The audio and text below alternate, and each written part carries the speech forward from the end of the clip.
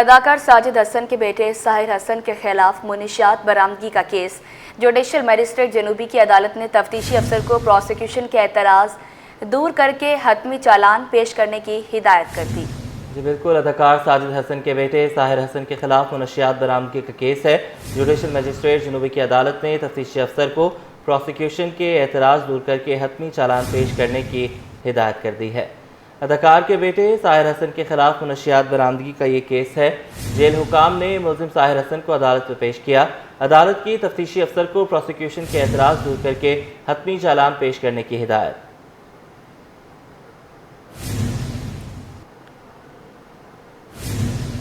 नामंजूर दरियाए सिंध पर नए केनाल्स नामंजूर। नए केनाल्स की तामीर पर पीपल्स पार्टी का मौक़िफ़ वाज़ेह। दरियाए सिंध पर नए केनाल्स की तामीर के खिलाफ पीपल्स पार्टी मुजाहरे करेगी। एहतजाज के दौरान पीपल्स पार्टी के रहनुमा खिताब करेंगे। जी हाँ, दरियाए सिंध पर नए केनाल्स नामंजूर। नए केनाल्स की तामीर पर पीपल्स पार्टी का मौक़िफ़ वाज़ेह। मज़ीद क्या तफसीलात हैं बताएंगे आजिज़ जमाली। जी देखिए, आज सिंध की हुक्मरान जमात भी दरियाए सिंध पे कैनालों के तामीर के ख़िलाफ़ पूरे सूबे में एहतजाजी मुजाहरे कर रही है। जहाँ तक ताल्लुक़ है कराची का, तो कराची के 7 अज़ला में आज जो डिस्ट्रिक्ट प्रेसिडेंट्स और MPAs हैं उनकी निगरानी में मुजाहरे होंगे। जो बड़ा मुजाहरा है वो सिंध असम्बली से कराची प्रेस क्लब तक एक रैली निकाली जाएगी। ये ज़िला साउथ का मुजाहरा होगा। इसमें सूबाई वज़रा और अरकान असम्बली शरीक होंगे, जबकि ज़िला ईस्ट में गुलिस्तान जौहर में मुजाहरा होगा और इसमें भी सूबाई वज़रा और पीपल्स पार्टी के अरकान असम्बली शिरकत करेंगे। इस तरह दीगर अज़ला में मलीर में जो है आज शाम को मुजाहरा होगा मलीर प्रेस क्लब के बाहर, जबकि कोरंगी में DC ऑफिस के बाहर मुजाहरा होगा। केमाड़ी में बताया जा रहा है कि केमाड़ी मार्केट में ये मुजाहरा होगा, जिसमें केमाड़ी से ताल्लुक़ रखने वाले पीपल्स पार्टी के अरकान असम्बली और वज़ीर आला सिंध के मुआवन खुसूसी इसमें शिरकत करेंगे। जबकि वेस्ट में बनारस चौक पर ये मुजाहरा होगा और सेंट्रल में 5 स्टार चौरंगी पर मुजाहरा होगा। कोरंगी में DC ऑफिस के बाहर मुजाहरा होगा। इस तरह कराची के 7 अज़ला में आज पाकिस्तान पीपल्स पार्टी सेपहर को मुजाहरे कर रही है। इसके साथ साथ पूरे सिंध के तमाम अज़ला में भी पीपल्स पार्टी सिंध के सदर निसार अहमद खोड़ो के मुताबिक सिंध के तमाम अज़ला में इस तरह के मुजाहरे हो रहे हैं, जिसमें MNAs, MPAs, सूबाई वज़रा, सिंध हुकूमत के तर्जमान, मुआवन खुसूसी और पीपल्स पार्टी के जो डिस्ट्रिक्ट के अहदेदारान हैं वो तमाम शिरकत कर रहे हैं। मैं बता चुका हूँ कि ये दरियाए सिंध पे कैनालों की तामीर के ख़िलाफ़ वैसे तो पूरे सिंध में मुजाहरे हो रहे हैं, लेकिन आज सिंध की हुक्मरान जमात पाकिस्तान पीपल्स पार्टी ये एहतजाज कर रही है। ये भी याद दिलाता चलूँ कि कल शाम को कमिश्नर कराची की जानिब से कराची डिवीज़न में दफ़ा 144 नाफिज किया गया था, जो अभी तक भी नाफिज है। जी ठीक है, बहुत शुक्रिया आपने हमें अपडेट किया।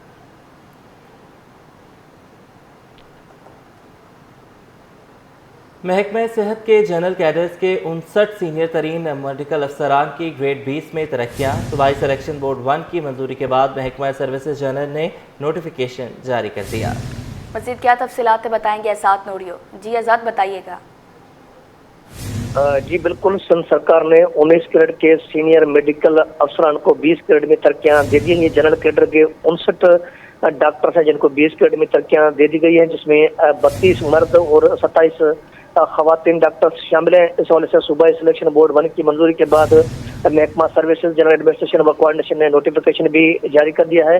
नोटिफिकेशन के मुताबिक तरक्कियाँ पाने वालों में doctor Mumtaz Abbasi, doctor Saeeda Rahman, doctor Rashida Zardari, doctor Nasrul Haq, doctor Shabana शामिल हैं। इनके अलावा doctor Nausheen Akhtar, doctor Rubina Awais, doctor Naila Saleem, doctor Nazia Waheed को भी तरक्की मिल गई है। इसके अलावा doctor Abdul Hakeem Soomro, doctor Mohammad Ilyas, doctor Irshad Ali Rajpur, doctor Nasrullah Soomro को भी तरक्की मिल गई है। इसके अलावा doctor Masood Ahmed, doctor Hafiz Jameel Ahmad Sheikh, doctor Shabir Ahmad मंगी, डॉक्टर अब्दुल वाहिद को भी 20 ग्रेड में तरक्की दे दी गई है। जबकि doctor Waqar Ahmed, doctor Abdul Malik, doctor Nafees Haider, doctor Imran Mahmood, doctor Ittefaq Hussain, doctor Saeed Ahmed, doctor Munir Ahmed Memon को भी तरक्की दे दी गई है। इसके अलावा doctor Abdul Fattah Memon, doctor Shahid Iqbal, doctor Shahabuddin, doctor Aftab Alam, Khanzada doctor Ataullah और डॉक्टर मकबूल अहमद को भी 20 ग्रेड में तरक्की दे दी गई। इस हवाले से 59 जो डॉक्टर्स हैं जिनको 19 से 20 ग्रेड में तरक्कियां देकर नोटिफिकेशन भी जारी कर दिया गया है।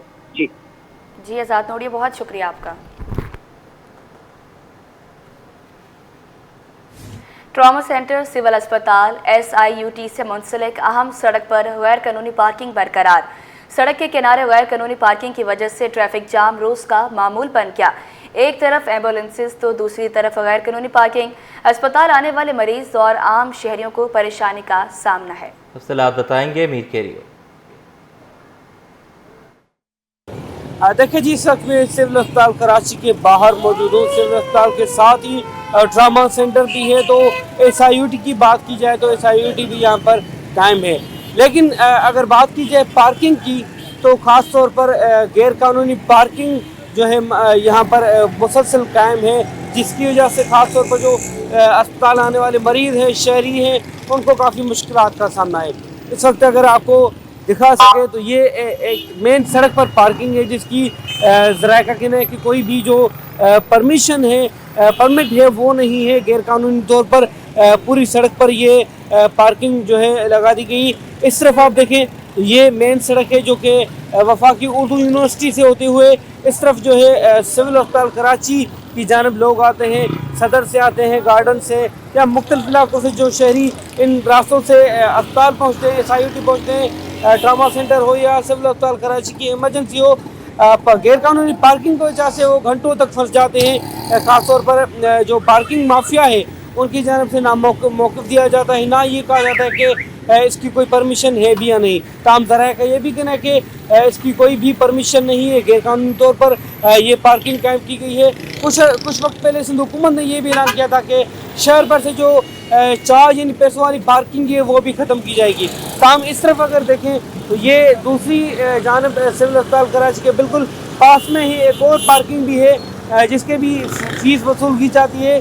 तकरीबन 40 से 50 रुपये शहरियों से एक मोटरसाइकिल के वसूल किए जाते हैं। ख़ासतौर पर दिन के औकात में यहाँ पर घंटों तक ट्रैफिक जैम होने की वजह से शहरियों को काफ़ी मुश्किलात का सामना करना पड़ता है। दूसरी जानब अस्पताल इंतजामिया भी काफ़ी कहना है कि गैर कानूनी पार्किंग की वजह से उन्हें काफ़ी मुश्किलात का सामना होता है।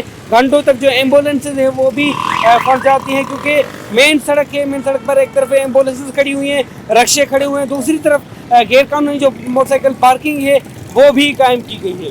जी, दरामदी बिल बढ़ने पर दरामदात पर सेल्स टैक्स वसूली में इजाफा। फरवरी 2025 में दरामदात पर सेल्स टैक्स में वसूली में 30% का इजाफा रिकॉर्ड हुआ। दरामदी बिल बढ़ने पर डॉलर की तलब, बैलेंस ऑफ पेमेंट बढ़ जाएगा। FBR के मुताबिक फरवरी 25 में दरामदात पर सेल्स टैक्स वसूली 67 अरब रुपए रही। मज़ीद क्या तफसीलात बताएंगे ब्यूरो चीफ अशरफ खान, बताइएगा। जी, मुसलसल हम देख रहे हैं 3 माह से दरामदी बिल बढ़ रहा है और यहाँ जो रिपोर्ट आई है दरामदी बिल बढ़ने पर दरामदात पर सेल टैक्स वसूली में बड़ा इजाफा हुआ है। और FBI की रिपोर्ट के मुताबिक फरवरी 25 में दरामदात पर सेल टैक्स वसूली में 30% का बड़ा इजाफा रिकॉर्ड किया गया है। और फरवरी 25 में दरामदात पर सेल टैक्स वसूली 67 अरब रुपए रही है, जबकि फरवरी 24 में दरामदात पर सेल टैक्स वसूली 51 अरब रुपए रही थी। और यहाँ पे जो माहिरीन का भी कहना है दरामदात पर सेल टैक्स वसूली बढ़ने का मतलब दरामदी बिल जो है उसका डॉलर पर असर होगा।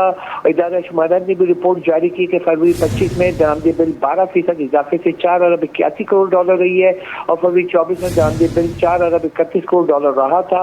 और दरामदी बिल बढ़ने से सेल टैक्स वसूली तो बढ़ी, मगर ये मईशत के लिए मजीद चैलेंज खड़ा कर देगा, माहिरीन का कहना है। और रवा माली साल 8 माह में दरामदात पर सेल टैक्स वसूली 13% इजाफा हुआ है। 8 माह में दरामदात पर सेल टैक्स वसूली 527 अरब रुपए रही है, जबकि गुज़िश्ता माली साल दरामदात पर सेल टैक्स वसूली 466 अरब रुपए रही थी। फरवरी 24 के मुकाबले फरवरी 25 में दरामदात पर सेल टैक्स वसूली 61 अरब रुपए का बड़ा इजाफा दिखा गया है। ठीक है, बहुत शुक्रिया, आपने हमें अपडेट किया। वज़ीरिस्तान में कुवैत से तेल और गैस की पैदावार शुरू। माड़ी एनर्जीज ने अहम मालूमात से स्टॉक एक्सचेंज को आगाह कर दिया। खत के मतन कुवैत से यौम 244 बैरल खम तेल भी हासिल होने लगा। इस पर भी अपडेट लेंगे, ब्यूरो चीफ अशरफ खान से अपडेट कीजिएगा। जी देखा जाए, हमारी इंजीनियर्स ने अहम मालूमात शेयर होल्डर्स को पाकिस्तान स्टॉक एक्सचेंज को खत लिखकर आगाह कर दिया, जिसमें बताया गया कि खैबर पख्तूनख्वा के इलाके वजीरिस्तान में कुएं से तेल और गैस की पैदावार शुरू कर दी गई है और शिवा नामी कुएं से यौमिया 26 million metric standard cubic feet gas system में शामिल कर दी गई है।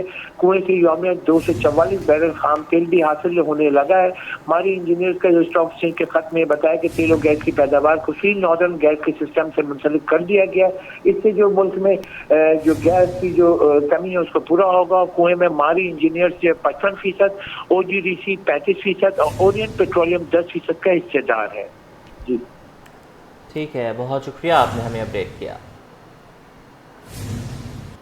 स्टॉक मार्केट में कारोबार के दौरान मुस्बत रुझान, 100 इंडेक्स में 430 पॉइंट्स का इजाफा। इंडेक्स 1,16,800 की सतह तक जा पहुंचा है। मार्केट की सूरत-ए-हाल क्या है, तफसीलात जाने के वसीम इफ्तिखार से बताइएगा। आज बिल्कुल इस वक्त हम स्टॉक मार्केट में मौजूद हैं, जहां पर हमने देखा है कि गुज़श्ता रोज़ शदीद जो है वो मंदी देखी गई और गुज़श्ता रोज़ जब कारोबार का आगाज़ हुआ तो शदीद मंदी के साथ हुआ। लेकिन आज जब कारोबार का आगाज़ हुआ तो गुज़श्ता रोज़ का जो मंदी का तसल्सल है वो सुबह में भी देखा गया, लेकिन उसके बाद फिर मार्केट ने जो है वो किसी हद तक पॉजिटिव परफॉर्म किया और मिला जुला रुझान देखने में आया। आज मार्केट कैसी रहेगी और सुबह जब मनफी आगाज़ हुआ है लेकिन उसके बाद फिर मार्केट पॉजिटिव हुई, उसकी क्या वजूहत बनी है, इस वक्त मेरे साथ मौजूद है माहिर स्टॉक मार्केट और ट्रेडर अरसलान अहमद। अरसलान, ये बताएं कि क्या सूरत हाल बनी है। आज जब मार्केट का आगाज़ हुआ तो मनफी रुझान के साथ तो हुआ, लेकिन उसके बाद फिर मिला जुला रुझान भी देखने में आया और मार्केट फिर पॉजिटिव होना शुरू हो गई। क्या वजूहत बनी? देखिए, एक ये जो है ना लास्ट वीक जर्नी हमने देखी, उसमें मार्केट ने अपना एवर हाई भी टेस्ट किया और तकरीबन 2900 पॉइंट मार्केट ने गेन किए। अब क्योंकि ये वीकेंड जो है वो रोल ओवर भी होता है, इसी वजह से हमने देखा कि मार्केट में कल एक सरमायाकारों और इन्वेस्टर की जानिब से एक सेलिंग प्रेशर भी देखा गया। और अगर हम आज की बात करें तो आज भी कंटिन्यूशन के साथ मार्केट ने आगाज़ तो मनफी लिया था, लेकिन उसके बाद हमने देखा कि सरमायाकारों को अट्रैक्टिव प्राइस नज़र आए, तो उसमें ऑयल एंड गैस के शेयर्स में काफ़ी बाइंग देखी जा रही है और यही वजह है कि ये जो मोमेंटम डेवलप हुआ है इसने इंडेक्स को आज मुस्तहकम किया और अभी इस टाइम तकरीबन 500 के पॉइंट जो है ना मार्केट प्लस में ट्रेड कर रही है। अच्छा, ऑयल एंड गैस सेक्टर के साथ साथ मजीद कौन कौन से सेक्टर्स में जो है वो अट्रैक्टिव शेयर्स रहे जिसने सरमायाकारों को अट्रैक्ट करके रखा?